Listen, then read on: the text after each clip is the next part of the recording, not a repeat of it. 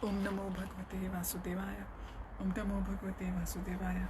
Om Namo Bhagavate Vasudevaya. Welcome to today's reading from Brilliant as the Sun, Retelling of Srimad Bhagavatam Canto 5, the Universal Order. We are going to be reading from chapter 16. Shukadev describes Jambudvipa. Mukam karoti vachalam, pangum langhete girim, yat kripatamam bande, Shri Gurum Deen Tarinam, Paramananda Madhavam, Shri Chaitanya Ishwaram, Hari Om Tat Sat. Parikshit thought over the evening's discourse. He had learned how Priyavrat had assumed rulership of the world and of the other prominent kings in his dynasty. Priyavrat had also changed the topography of the universe. It would be good to learn more about that. Verses 1 and 2. The king said, "Great sage, you earlier described how Bhumandala extends as far as the sun shines and the moon and stars are visible. You told us how Priyavrata's great chariot wheels created 7 ditches, which later became oceans, dividing Bhumandala into 7 islands. Now I wish to hear about them in more detail. Kindly fulfill my desire." Verse 3. Earlier you explained that meditating on Krishna's external feature, the universal form, brings the mind to the platform of pure goodness.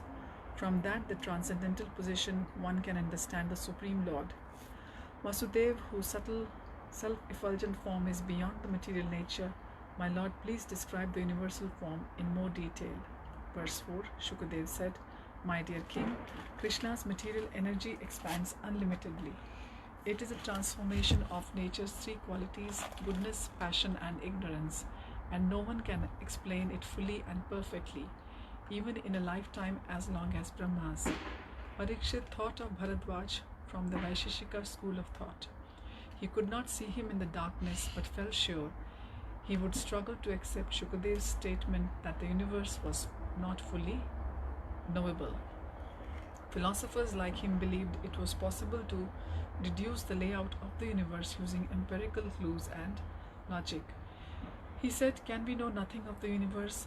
How then will the yogis meditate on the universal form?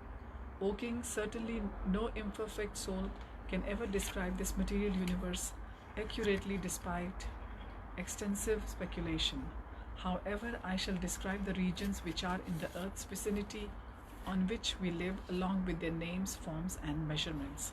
He closed his eyes and went into a trance. The assembly became still, waiting with eager anticipation to hear Shukadev's description. Verse 5, Shukadev said, "Bhumandala resembles the great lotus." He waved his hand in an arc across the sky. A portal of light opened in the heavens, revealing a vast plain of land with 7 circular islands surrounded by 7 concentric oceans. The fascinated audience could see that it did indeed look like a lotus, with a great mountain in its center. I'll repeat, a portal of light opened in the heavens, revealing a vast plain of land with 7 circular islands surrounded by 7 concentric oceans. The fascinated audience could see that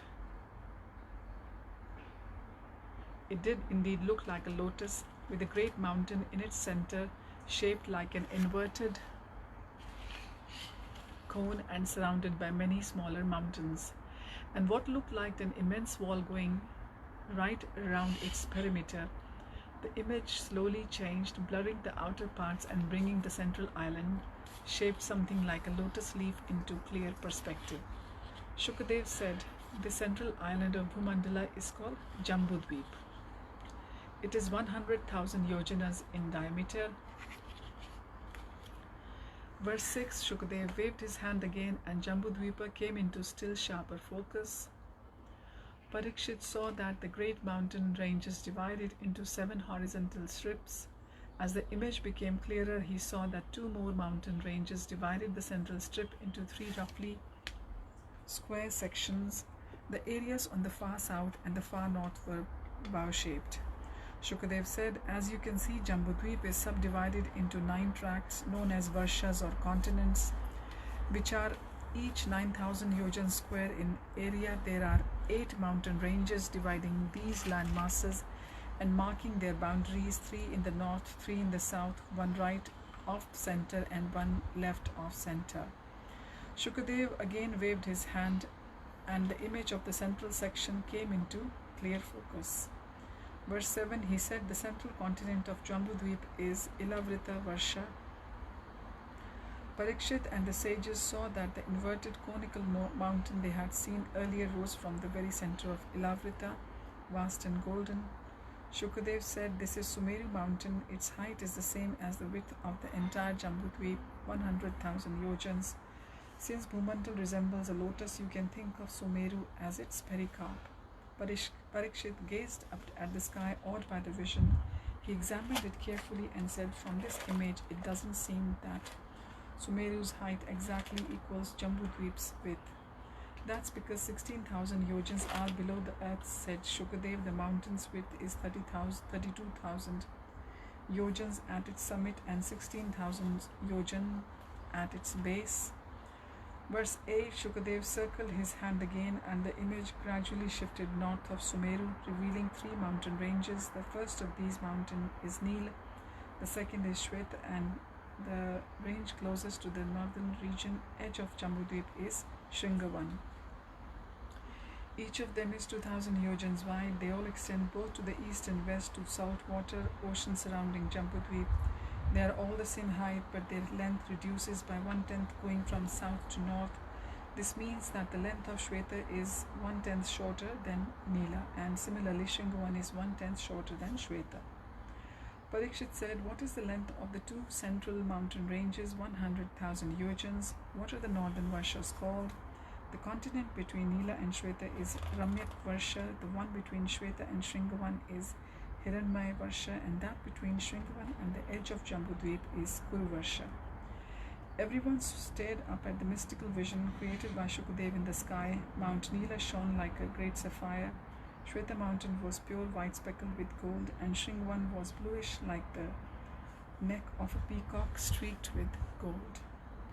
Verse 9, Shukadev lifted his hand again and the image gradually returned to golden Sumeru mountain and then moved south of Sumeru as the image shifted further south. Shukadev described the vision. The mountain range closest to the Sumeru is Nishad. Beyond Nishad is Harivarsha, and then comes the mountain range called Hemakuta, followed by the province called Kimpurusha Varsha. The next mountain range is Himalayas, followed by the southernmost continent of Jambudvip, Bharatvarsh, where we are located. Bharat is the only region where one accrues karma. All the mountains are 10,000 yojans high. Shukadev again waved his hand and the image shifted up toward the central continent, Ilavrita Varsha. Verse 10, the mountain range left of Ilavrita is called Malyavan, and the one on its right is Gandhama Madana. They are both 2,000 yojans high and extend from Mount Nila in the north to Mount Nishad in the south. They create the boundaries between Ilavrita and Ketumala Varsha on the left, and Ilavrita and Bhadrashva Varsha on the right. Shukadev again waved his hand. The image shifted to the center of Ilavrita Varsha and focused on Sumeru mountain. As it came into focus, Parikshit saw 4 smaller mountains around it. Shukadev said, let us return to the very center of Jambudvip. The mountain to the east of Sumeru is Mandar, in the south is Meru Mandar, to the west is Suparshava, and to the north is Kumada. These mountains act as belts or supports for Mount Sumeru. They are each 10,000 yojans in length and height. Verse 12, standing like a flagstaff on top of each of these 4 mountains is an immense tree. Shukadev raised his hand and the image zoomed in on Mount Mandar in the east. This is a mango tree. The vision moved to Mount Meru Mandar in the south. There is a rose apple tree. As the vision shifted to Mount Suparshva in the west, Shukadev said, this is Kadamba tree. With one more wave of Shukadev's hand, the image shifted not to the peak of Mount Kumada. This is a banyan tree. Each tree is 100 yojans wide and 1100 high, and each spreads out for a radius of 1100 yojans. Verses 13 and 14. Look carefully, dear king, and you will see between each of these mountains there is a large lake. The image in the sky focused on the area between Mandar and Meru, and then drifted toward the space between Meru and Suparshva, and then up to the area between Suparshva and Kumada, and then to the space between Kumada and Mandar. In each of these junctions, Parikshit saw great glistening lakes. Shukadev said, one of these lakes tastes like milk, another like honey, the third like sugarcane juice, and fourth like pure water. Celestial beings like the Siddhas, Charans, and Gandharvas frequent these lakes. By bathing in them and drinking their waters, these gods enjoy mystic powers such as becoming smaller than the smallest or greater than the greatest. On the banks of these lakes, there are 4 celestial gardens named Nandan, Chaitrath, Vaibrajak, and Sarvatobhadra. Verse 15, the vision in the sky zoomed in to show attractive celestials walking, laying, or sporting in the gardens with their beautiful wives. They were richly ornamented and followed by groups of Gandharvas serenading them. Verse 16, Shukadev waved his hand and the image moved to the tall mango tree on the top of Mandar mountain. This tree is named Devachyuta. It yields mangoes as large as the mountain peaks, which roll down to the lower slopes of Mandar and delight the celestials with their sweet nectarine taste. Verses 17 and 18, Parikshit and the sages saw countless mangoes falling to the ground and breaking, forming streams of juice and cascaded from the mountain like waterfalls. The juice from those waterfalls collected into a gushing river which flowed to the eastern side of Ilavrita. The air became filled with an intoxicating fragrance. The sages and Parikshit looked one to another in surprise. Shukadev, noting their bewilderment, said, "This is the fragrant river Arunoda. It is frequented by the Yaksha ladies, who are the personal maid servants of Lord Shiva's wife Bhavani. After drinking from these rivers, their bodies become so fragrant that their scent perfumes all directions for 10 yojans." Verse 19, Shukadev circled his hand and the image moved. South to the Jambu tree on the peak of Mount Meru Mandar, rose apples the size of elephants fell from its branches and smashed on the ground far below, creating another river of juice. Although the fruits of this tree are full of pulp, they have small seeds. The juice creates a river known as Jambu Nadi. You can see that Jambu Nadi falls from the summit of Meru Mandar down the southern side of Ilavrita, flooding the entire area. Verses 20 and 21, as Parikshit and the sages looked up at the spectacle unfolding before them, asked Parikshit. Shukadev said, "When the breeze dries the juice moistened banks on either side of Jambunad, Nada, they transform into gold of the same name, from which the celestials fashion ornaments like helmets, bangles, and belts." Verses 22 and 23, Shukadev waved his hand and the image slowly moved up and left of Sumeru mountain, focusing on the large Kadamba tree atop Parshava mountain. This tree is known as Maha Kadamba and it is famous among the celestials. 5 fragrant rivers of honey flow incessantly from its hollow, encircling the entire Ilavrita Varsha. Because of this tree, a pleasing fragrance pervades Ilavrita. By drinking this honey, your breath becomes so fragrant that by exhaling you perfume the land for 100 yojanas all around. Verse 24, Shukadev moved his hand and the image in the sky swept up to the northernmost mountain Kumuda, slowly focusing on the large banyan tree on its summit. Shukadev said, "This tree is named Shatavalsha and it has 100 trunks and many roots. Many rivers flow from these trunks down to the northern side of Ilavrita Varsha. These rivers ensure the fertility of this area so that the residents can live prosperous lives, enjoying ample supplies of milk, yogurt, ghee, honey, molasses, grains, clothes, bedding, sitting places, and ornaments."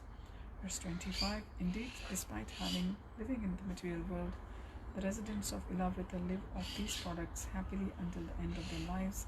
They never experience the deterioration of old age or disease or untimely death, nor are they inconvenienced by the extreme weather. Verse 26, Shukadev waved his hand and the image in the sky shifted to Sumeru's base. Just as around the pericarp of a lotus flower there are many filaments, similarly around the base of Mount Meru there are 19 other mountains.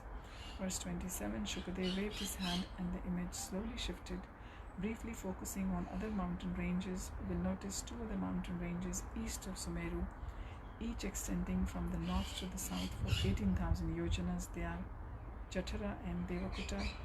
The image then shifted to the western side of Sumeru. These mountain ranges are identical to the 2 on the eastern side. Their names are Pavana and Pariyatra.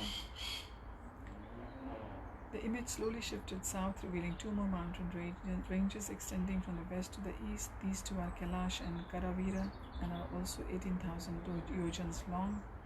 The image shifted north of Sumeru. These are Rishringa and Makara and are identical to the southern ranges. With the wave of Shukadev's hand, the image zoomed out slightly, revealing a breathtaking vision. The gold Mount Meru stood shining like a column of fire, surrounded by 8 mountains resembling the filaments of lotus. On top of Meru was a spectacular city. Verses 28 and 29. In the center of Mount Meru summit, you can see Brahma's township Shatakombi, which extends for many thousands of yojanas and is made entirely of gold. Surrounding Brahma city, there are 8 other townships, each one a quarter of the size of Shatakombi. These are the abodes of the 8 principal governors of the planetary system, including Lord Indra. So with this, we come to the end of chapter 16. Shukadev describes Jambudvipa. Thank you for joining. Hari Om Tat Sat. Hare Krishna.